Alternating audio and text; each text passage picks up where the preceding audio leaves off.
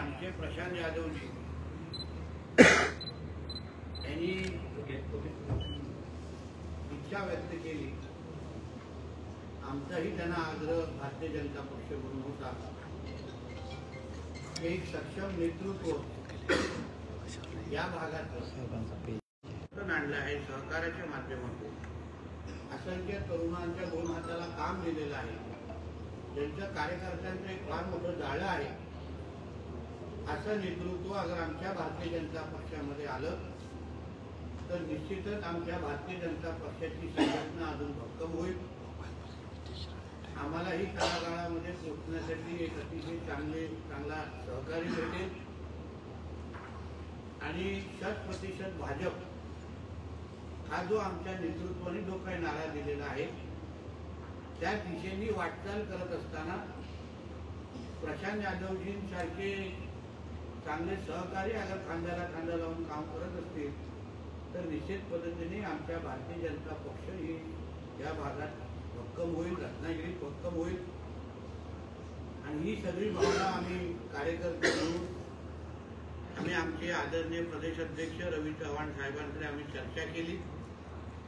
आम्ही मग प्रशांत यादवजींना पण आग्रह केला, त्यांनाही विनंती केली आणि आमच्या प्रदेश अध्यक्षजींच्या बैठकीमध्ये प्रशांत यादवजींनी आमच्या भारतीय जनता पक्षामध्ये प्रवेश करण्याचा निर्णय घेतला. आणि येणाऱ्या 19 तारखेला 19 ऑगस्टला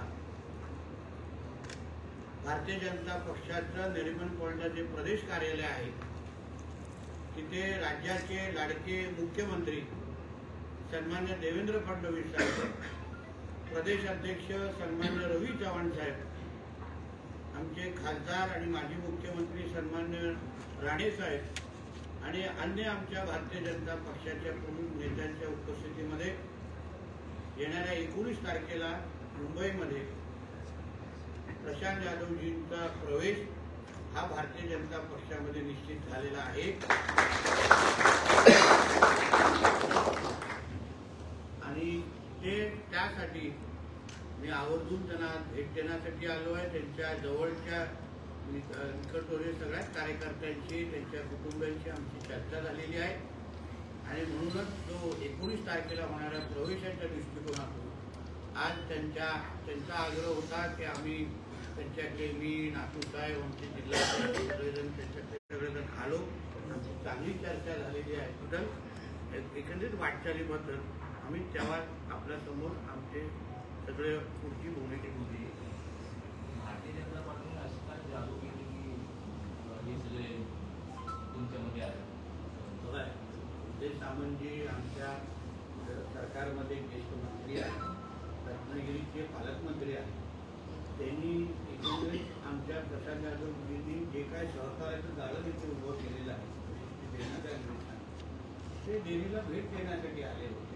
त्यांनी हे काय ज्या पद्धतीने त्यांनी तरुणांना 2 हाताला काम देत आहे, उद्योगमंत्री म्हणून या भागाचे लोक पालकमंत्री म्हणून आलं ते इथे भेट देण्यासाठी येत असतील तर त्याच्यामध्ये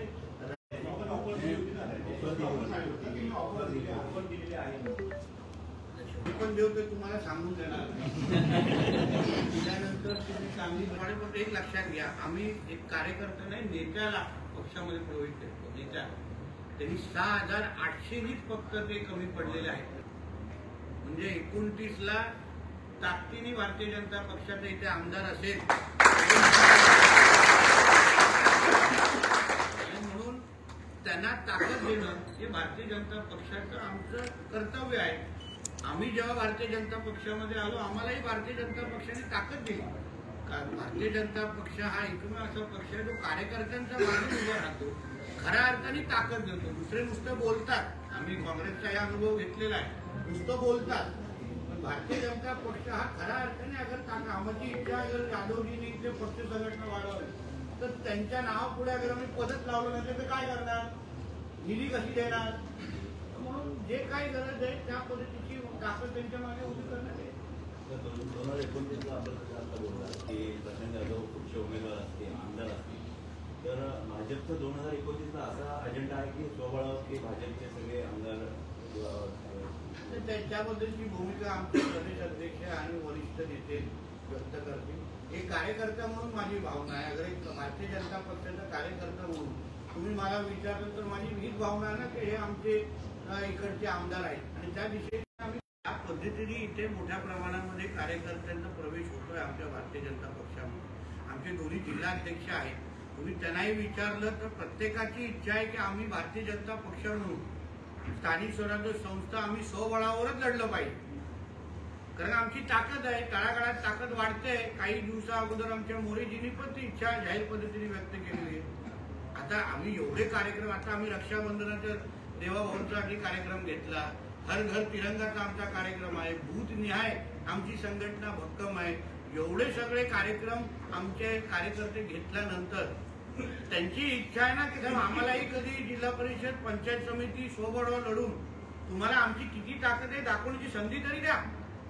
हात तर राखून किती वर्ष ठेवायचं. एकदा झाकली मूठ 1.25 लाखाची मध्ये दाखवण्याची चांगली संधी आहे असा कार्यकर्त्यांचा प्रचंड दबाव आता आमच्यावर आहे. म्हणून त्यांचं म्हणणं आहे की तुम्ही कुठल्याही परिस्थितीमध्ये प्रदेश अध्यक्ष आणि मुख्यमंत्र्यांना सांगा की आमचं इथे आमची लढाई पुढची स्वबळावरच असली पाहिजे आणि त्या दृष्टिकोनातून कार्यकर्त्यांची भावना मी नेत्या मंडळीकडे पोहोचलो. विद्यमान आमदार सुद्धा याच युतीमध्ये आहेत आपल्यामध्ये आणि तो पुढचं गणित कसं असणार आहे? बघा, प्रत्येकाला आपला आपला पक्ष वाढवण्याचा अधिकार आहे. राष्ट्रवादी काँग्रेस म्हणून, अजित पवार गट म्हणून ते आपला पक्ष वाढवणार आहे, त्यांना त्यांचा अधिकार आहे. त्यांच्या कार्यकर्ते त्यांना उद्या आग्रह करतील ते निकमजी तुम्ही ते स्वबळावलं तर त्यांनी लढवलंच पाहिजे. मग कशाला मग महायुतीचा विचार करा. प्रत्येकाने आपला आपला पक्ष वाढवायलाच पाहिजे. आम्हालाही कळलं पाहिजे ना की आम्ही रत्नागिरीमध्ये किती पाणीमध्ये आहोत. नेहमी आमचा हात तर राखून असतं. आमच्या कार्यकर्त्यांना आपली ताकद दाखवण्याची संधी मिळत नाहीये. आता अगर प्रशांत यादव सारखे चांगलं नेतृत्व इथे येत आहे, भक्कम नेतृत्व येत आहे. 6800 फक्त कमी पडणं म्हणजे विचार करा किती जिल्हा परिषद मध्ये ह्यांना लीड असेल. पण तेही ताकद अगर आम्ही व्यवस्थित पद्धतीने पक्षाच्या गोष्टी वापरली नाही तर मग उपयोग काय? तर आगामी नगरपालिका जिल्हा परिषद पंचायत समितीला सुरुवातीमध्ये काय त्यासाठी आम्ही तुम्ही त्यासाठी दुसऱ्या पत्रकार परिषदेत थांबा ना.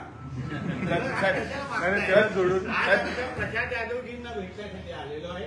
तुम्हाला एवढी ब्रेकिंग न्यूज 19 ऑगस्टची दिलेली आहे. सगळं एकत्र करून तुमच्या मोबाईल. साहेब एक प्रश्न, जिल्ह्यात निधीवरून ओढाताण सुरू आहे. नातू साहेब या विषयात नेहमी बोलत असतात, तर हेच कधी थांबणार आहे? नाही, शेवटी थांबेल कधी जेव्हा आमची भारतीय जनता पक्ष म्हणून स्वबळाची ताकद आम्ही दाखवू.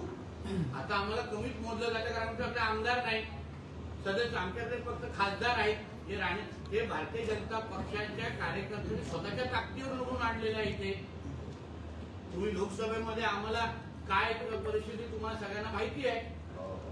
नातू साहेबांनी जी भूमिका मांडली, शेवटी आमच्या कार्यकर्त्यांनी जेव्हा गावागावात आमच्या कार्यकर्त्यांचं नेटवर्क आहे, लोक जेव्हा आमच्या कार्यकर्त्यांना निवेदन देतात, कार्यकर्त्यांनी करावं काय? आता जिल्हा नियोजनची जे काही समीकरण मी माझ्या हातात आलेले संपर्क मंत्री म्हणून, किरण सामंत जी आमदार आहेत त्यांना 20 कोटी दिलेले आहेत. आपले उदय सामंतजी स्वतः त्यांनी 20 कोटी आपल्या मतदारसंघासाठी ठेवलेले आहेत. निकमजींना 20 कोटी दिलेले आहेत आणि भारतीय जनता पक्षाचे खासदार म्हणून राणे साहेबांना फक्त 5 कोटी दिले आहेत. हे थांबणार कधी? जिल्हा नियोजन मध्ये आम्हाला आमचे लोक पाहिजेत ना. आम्हालाही आमची तेवढी ताकद, आमचे मतं आहेत. आज कोकणातला अशी परिस्थिती आहे, कुठलाही एक मतदारसंघ विधानसभेचा तुम्ही बघा जो भारतीय जनता पक्षाच्या ताकदीशिवाय निवडून येऊ शकत नाही. मी तुम्हाला सांगतो ही आजची परिस्थिती आहे. आणि म्हणून आम्हाला अगर आमची निधी जास्त हवी असेल जे नायडू साहेबांनी अतिशय विस्तृत पद्धतीने मांडली तर आम्ही आमची ताकद दाखवणार. साहेब, चिपळूणला पूरमुक्त करण्यासाठी गेले 3 वर्ष काळामुक्तीचं जी मोहीम चालू आहे, पक्षाचं काम चालू आहे. फक्त आता अडले असं की दलित बोर्डाची हद्दजिती सुरू होते, गोरखोटपासून पुढे त्यासाठी प्रांत अधिकारी तुम्हाला भेटते त्या संदर्भात? हो, एनओसी देऊन टाकणार मी. माझं काम फार फास्ट आहे. एवढं वेळ थांबायची गरज नाही. आता प्रांत अधिकारी भेटले मला, मी माझ्या डिपार्टमेंटला सांगून टाकेन, एनओसी देऊन टाकणार.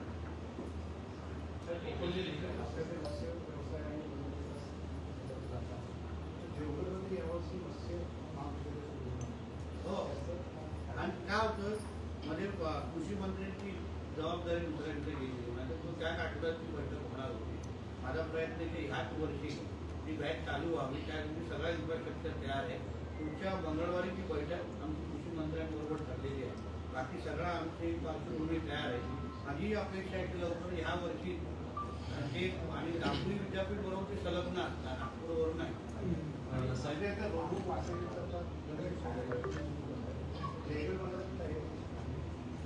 अल्ट्रा आता रेल्वे मंदिरामध्ये 100% तयारी नाही, म्हणून अल्ट्राटेकचं जे काही शेती आहे तिथे आमची उतरवण्याची ह्या वर्षी तयारी आहे.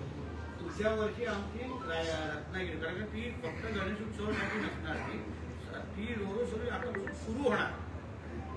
म्हणजे रोज तिथून मार्गावरून बोट निघाली, इथे तुमच्या रत्नागिरीत आली, विजयदुर्गमध्ये आली, तिथे पॅसेंजरना उतरवलं, 150 गाड्या उतरवल्या, 2 तास सर्व्हिसिंगसाठी त्याला लागणार आणि परत ती गेलं. म्हणजे दररोज तुम्ही मुंबईला येऊन जाऊ शकता.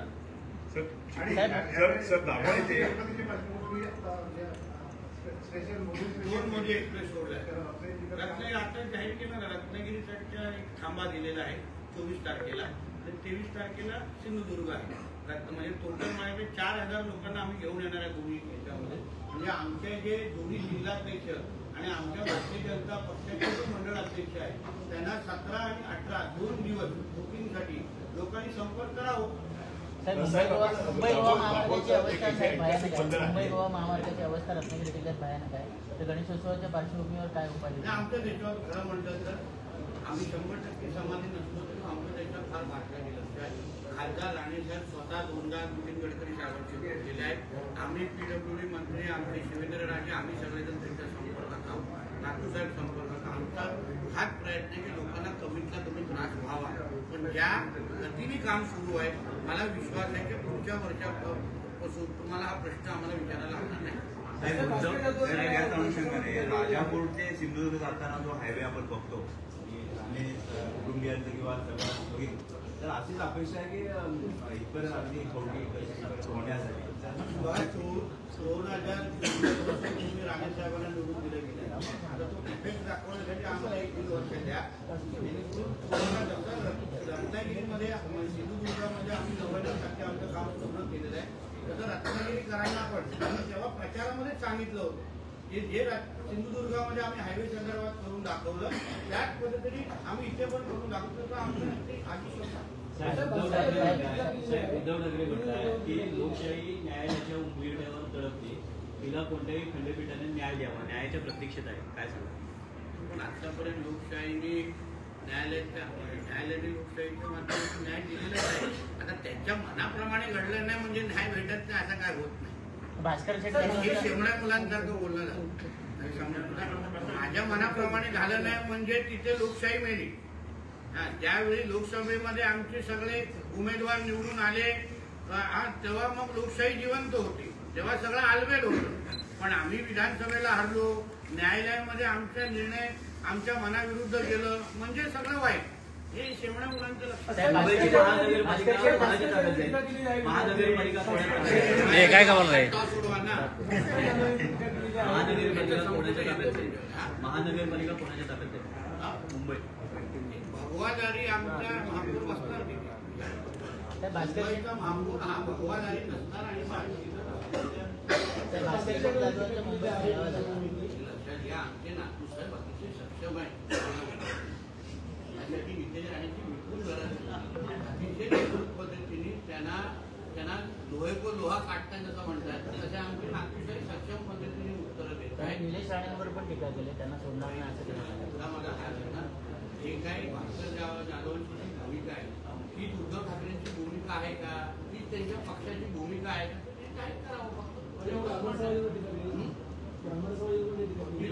तीच उद्धव ठाकरेंची पण भूमिका आहे, तीच उभाटाची भूमिका अधिकृत आहे का. बाकी सगळ्याचं उत्तर नातू साहेबांना अतिशय सक्षम दिलेलं आहे. फक्त तीच त्यांच्या पक्षाची अधिकृत भूमिका आहे का उभाटाची, ते फक्त त्यांच्या उद्धव ठाकरेंनी जाहीर करावं. मग बघू विधानसभेमध्ये त्याचे पडतात किंवा जिल्हा परिषद पंचायत समितीमध्ये कसे पडतात उमटतात. साहेब आपण मुख्य झाल्यानंतर रत्नागिरीच्या बंद आहे ही अनेक वर्ष दुर्लक्षित आहे, त्यांच्याकडे तुम्ही काय लक्ष एक टप्प्याटप्प्याने मी सगळे विषय घेतोय. तुम्हाला त्याच्यामध्येही मोठ्या प्रमाणामध्ये बदल दिले. आता हरणे बंदर 214 कोटी खर्च करून मार्च 2026 पर्यंत हे बंदर आम्ही तयार करतो. त्याच पद्धतीने हे जे 3 बंदरांची तुम्ही नावं घेतली त्याच्याबद्दल पण आम्ही निधीची तरतूद करतोय. तुम्हाला बदल निश्चितपणे दिसेल. आता सरकारला येऊन 9 ते 10 महिने झालेले आहेत. आमचा हनीमून पिरियड आता संपतोय. थोडा हळद विसरून दे, तुम्हाला काम दिसते. पक्षासंबंधी उद्धव ठाकरे म्हणतात की 8 ऑक्टोबरच्या आधी स्थानिक स्वराज्य संस्थांच्या निवडणुका लागायच्या आधी चिन्हाचा